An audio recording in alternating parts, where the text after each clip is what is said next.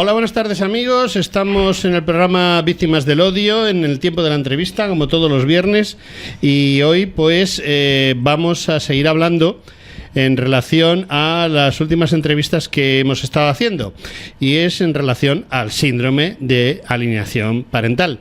Y para ello pues tenemos aquí a una persona que está viviendo en primera persona, y valga la redundancia, este tema, este difícil problema que es la alienación, y que si no se toman medidas urgentes, que no creo que por desgracia la vayan a tomar, vamos a seguir viviendo durante algún tiempo y quizá destroce la vida de muchos de nuestros jóvenes, aparte de destrozar la vida de sus progenitores, en los cuales siempre hay uno que actúa atacando y otro que por desgracia es quien recibe todo lo que es el desastre de la propia alienación. Y para hablar de este tema tenemos con nosotros a través del teléfono a Raquel. Buenas tardes, Raquel, ¿qué tal estás? Hola, buenas tardes.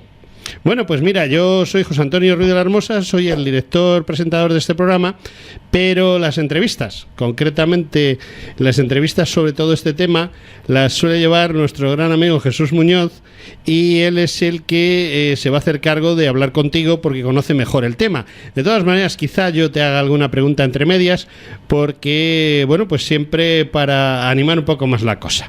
Raquel, te paso con nuestro querido amigo Jesús Muñoz, que es el que te va a entrevistar. Buenas tardes, Raquel. Buenas tardes, Jesús. Mil gracias por acercar tu caso, tus experiencias a esta humilde cadena, a esta humilde radio, y darnos un poco luz, como nos ha hecho anteriormente Ana Rivera, sobre las principales secuelas que conlleva, problemas.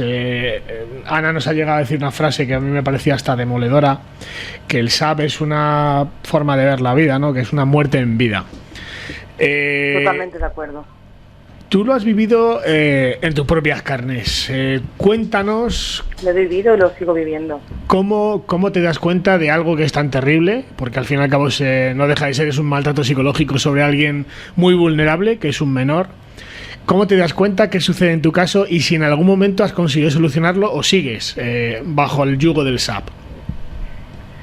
Yo me di cuenta desde el primer momento que tomamos la decisión de separarnos, por la forma de actuar del padre de mis hijas con respecto a mí, la forma de hablarles respecto a mí, la forma que él tenía de maltratar inconscientemente todo lo que era la figura materna hacia mis hijas. Yo tengo 2 hijas que han vivido siempre conmigo desde que nos separamos los dos. Fue todo mutuo acuerdo, pero todo empieza a estropearse cuando yo decido o entra en mi vida una nueva pareja. A raíz de ahí empieza a empeorar porque él empieza a hablar muy mal de mi pareja, muy mal de mí, a mis hijas, constantemente malmetiendo, y eso está ahí. Pero bueno, yo lo voy pasando, yo no voy a entrar en polémica. Yo a nivel profesional sé lo que puede afectar a los niños, a los menores, esas disputas entre padres, y yo me mantengo al margen hasta que resulta que me tengo que ir por motivos laborales fuera, y ahí pues empieza el acoso y derribo. Por lo que sé de tu caso, tuvisteis prácticamente la custodia de tus hijas con, pequeñitas. No eran prácticamente, no eran ni siquiera adolescentes. No. Entonces, ¿tuviste tú la custodia? Nunca la solicitó. Ni siquiera solicitó la custodia compartida. No, nunca, jamás. Todo fue bien, mientras que las cosas, como me decías, salen a su modo, ¿no? Sí. Entonces, a raíz de que tú rehaces tu vida y consigues, establecer tu vida con otra pareja, ya tienes una hija con esa nueva pareja, sí. Y desde el principio empiezas a notar que a raíz de que tú rehaces tu vida, tu expareja empieza a hablar mal de ti y a tus hijas. Sí, muy mal. Incluso llegará a decirles que vamos a hacer otra familia, que ellas estaban fuera, y eso ocasionó a mis hijas muchos problemas de su autoestima se baja, el miedo, inseguridades. Eran edades que a los niños les hace muchísimo eso. Una de las cosas que a mí me sorprende que una persona que dice ser padre pueda decir algo así a su propia hija.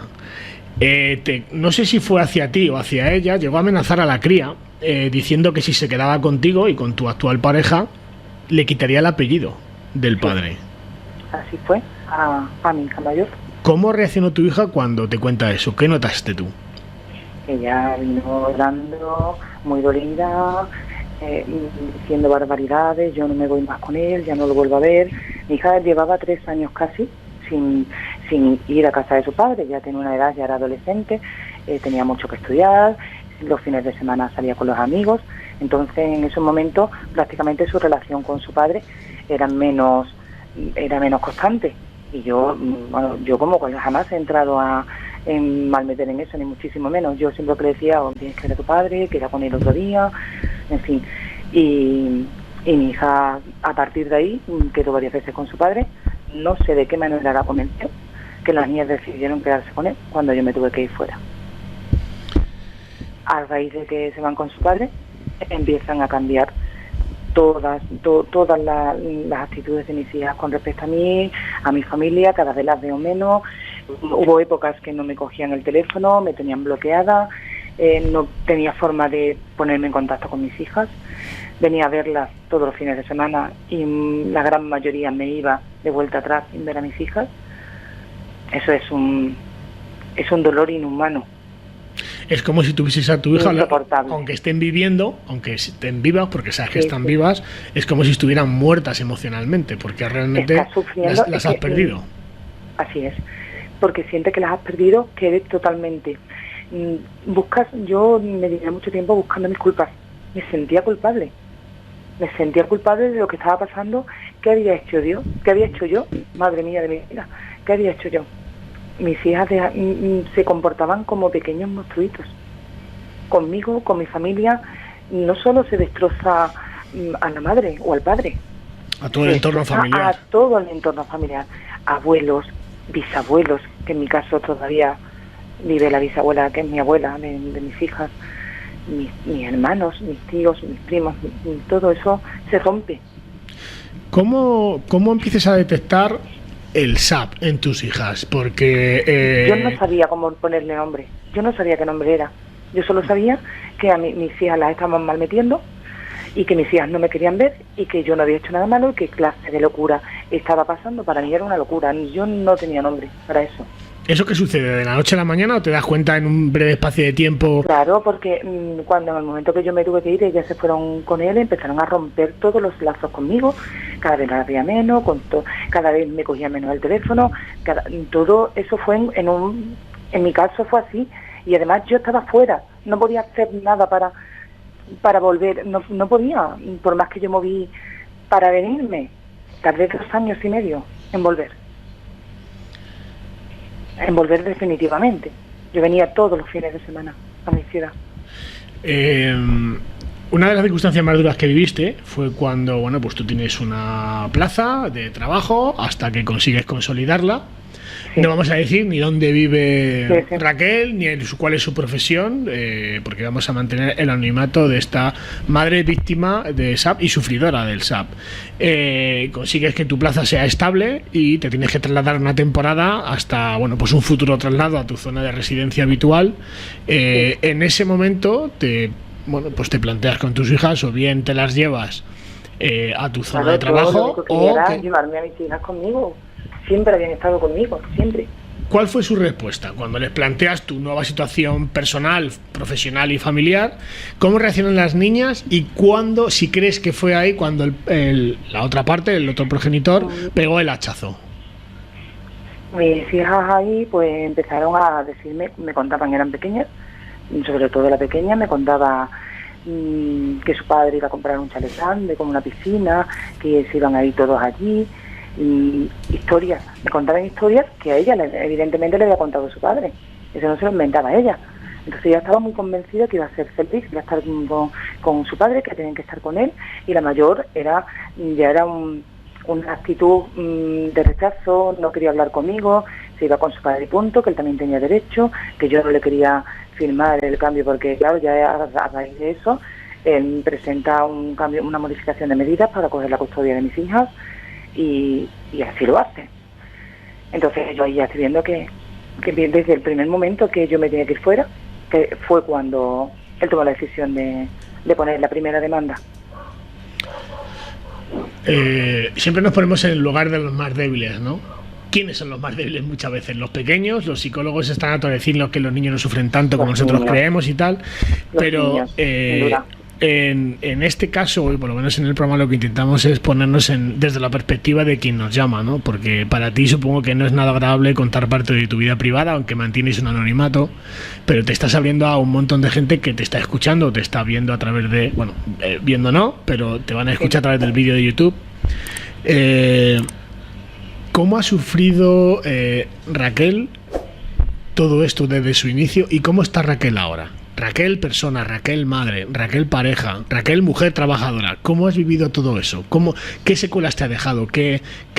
¿Confías en la justicia? ¿La sociedad te ha ayudado? ¿Qué ayuda familiar o personal o de amigos has tenido? ¿Lo has vivido sola? Yo, por mi situación de tenerme que ir fuera, me he visto muy sola, porque estaba en la distancia. Toda mi familia vive aquí, en la mayor parte, ¿no? Entonces yo me he visto sola, con una niña pequeñita, fuera de mi casa, fuera de mi entorno, fuera de mi marido, fuera de mis hijas, y no podía hacer nada. Yo no podía hacer nada para cambiar esa situación, solo buscar soluciones para volverme aquí. Es muy difícil, afecta en todos los sentidos, porque se rompe cuando a una madre o a un padre le ocurre una situación de estas. Lo más grande para una madre y para un padre son sus hijos.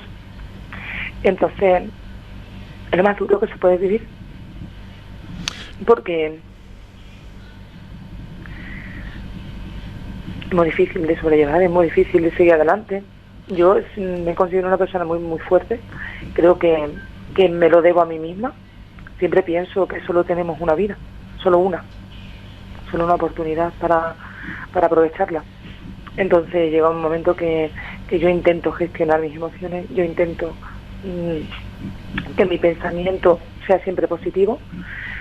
Siempre he estado ahí, incondicional, y lo seguiré estando. Creo que es de la única forma que puedo hacer las cosas.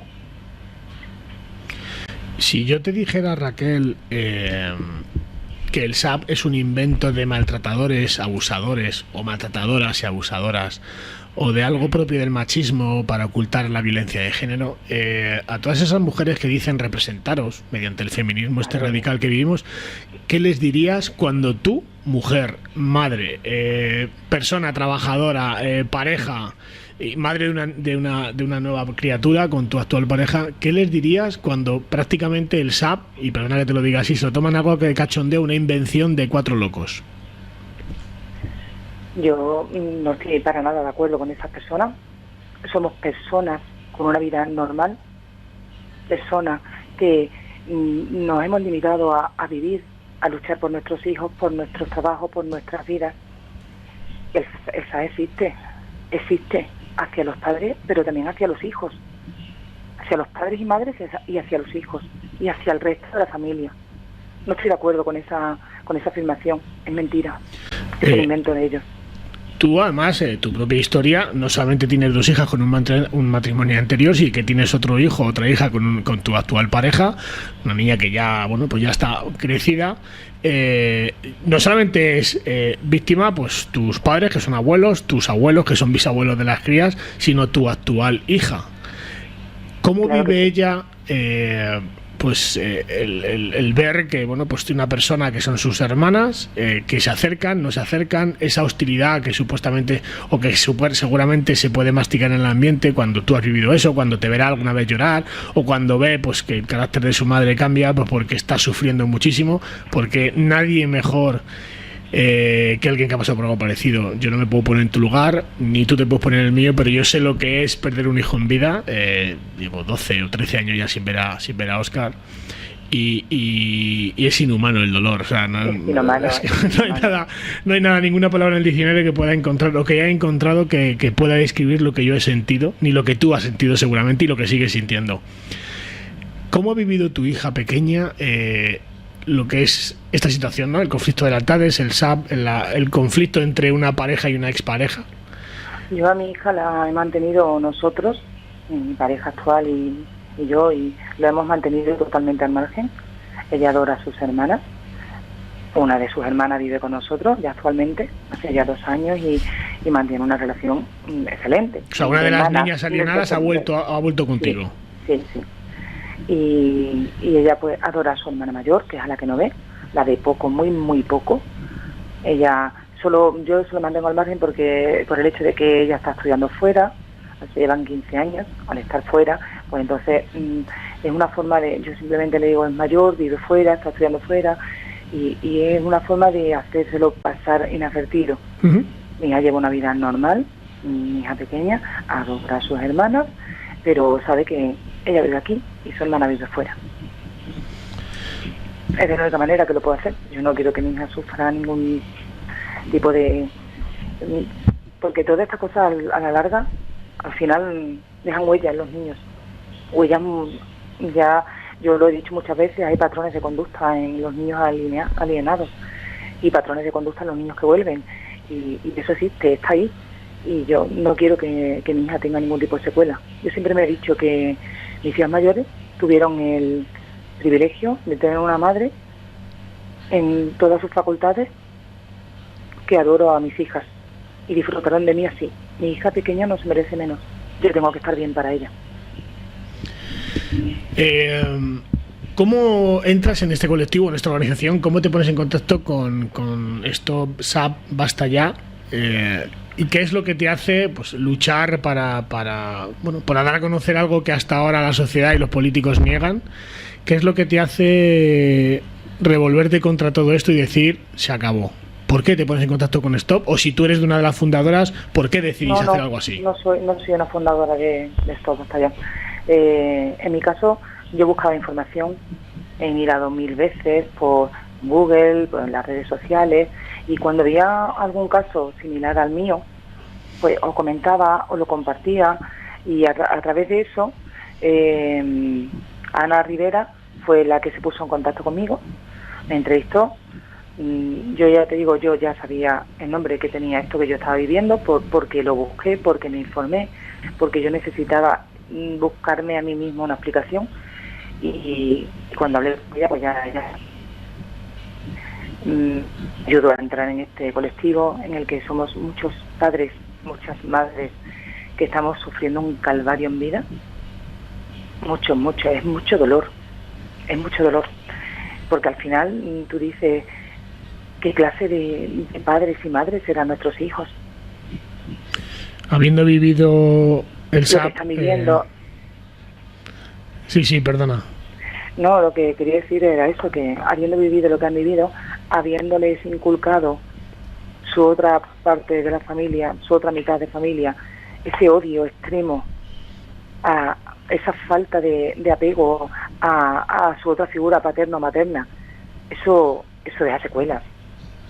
¿Qué clase de madre pueden ser mis hijas si han tratado así a su madre? ¿Qué clase de padres son los hijos que tratan así a sus padres o a su madre? Te voy a hacer 2 preguntas. Una, ¿tú crees que el que aliena es consciente de las secuelas que deja al niño alienado? ¿Crees que son conscientes del daño que producen? No lo sé. Si lo supieran, ¿lo harían? Yo no sé hasta qué punto pueden ser conscientes. Son conscientes del daño que quieren hacer, eso sí, porque además lo hacen y no van a parar. Yo lo tengo clarísimo que no van a parar. En mi caso no. Siempre voy a buscar algo para atacarme, para hundirme y para seguir haciéndome daño. Y te voy a hacer otra pregunta, la segunda, que es la misma que le he hecho a Ana Rivera, que ha sido un poco la que nos ha presentado un poco qué es la organización, cómo se detecta, qué parámetros sigue, qué herramientas hay. Si tuvieses la oportunidad de sentarte o ponerte de pie ante los 350 diputados en la zona de oración, ¿no?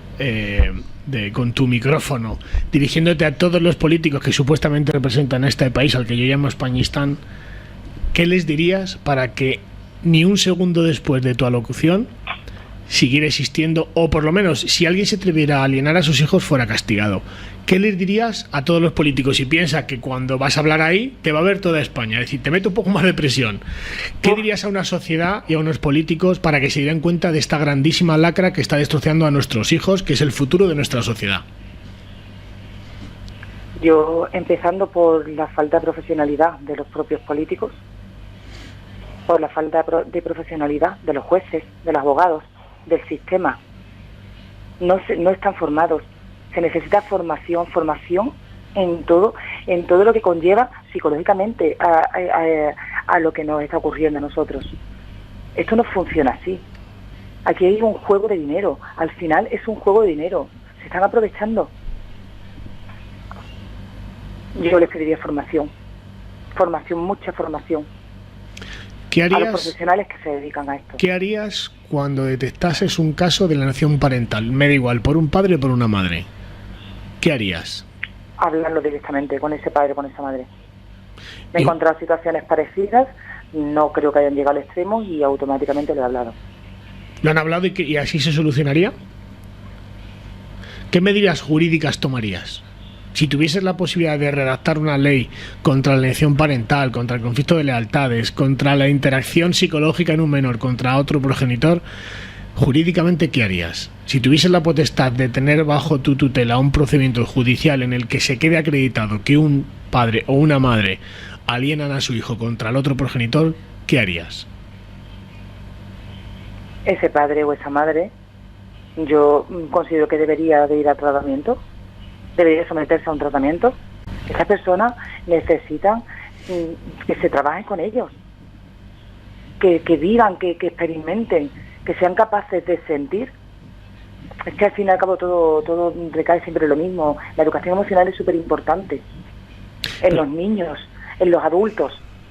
Pero Raquel, yo te lo diría desde el punto de vista, al fin y al cabo, el que trata o hace daño a un menor, aprovechándose de su inferioridad psicológica y de su falta de madurez, podríamos hablar prácticamente de psicópatas. Es decir, saben a quién hacen daño. De alguna manera, sí. Eso es. Entonces, yo te preguntaba que qué harías con ellos, porque yo, lo mismo que le he dicho a Ana en su parte de entrevista, yo, si tuviese la potestad legislativa de legislar, si fuese político, en este caso fuese juez, yo automáticamente, ante la detección de esto, que fuese corroborado, no una invención, y que se constatase un daño, y ante un incumplimiento reiterado del régimen de visitas, al primero, al segundo, al tercero seguramente, automáticamente cambiaría la custodia. Es decir, automáticamente le quitaba la parte potestad. Hay que intervenir mucho antes de lo que se está haciendo, porque se está dejando pasar tiempo y al final los perjudicados son los menores que llevan mucho tiempo sin ver a un padre o a una madre y con un vínculo muy de dependencia, quizás me atrevo a decir,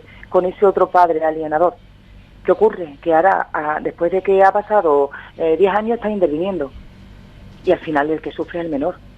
Porque le está rompiendo un lazo afectivo con ese padre al que él considera que es una persona sana. Las intervenciones hay que hacerlas mucho antes. No se puede permitir que llegue a esto. No se puede permitir. Pues muchísimas gracias, Raquel. Gracias y sentimos mucho por lo que seguramente has pasado, porque habrás pasado un calvario.